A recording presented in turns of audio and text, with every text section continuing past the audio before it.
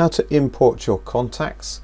So we're logged into the back office, we come to contacts, and in the contacts section here we have import contacts. We click on that and we get this option here to upload a file, so we click on upload a file.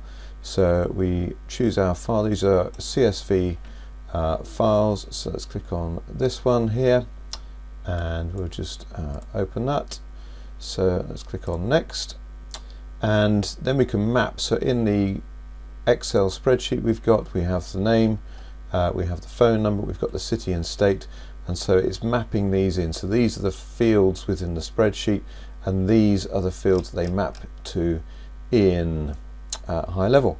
So we've got 6 unmatched columns. We won't bring in those, we're not interested in those, we just want the columns where we've got the details.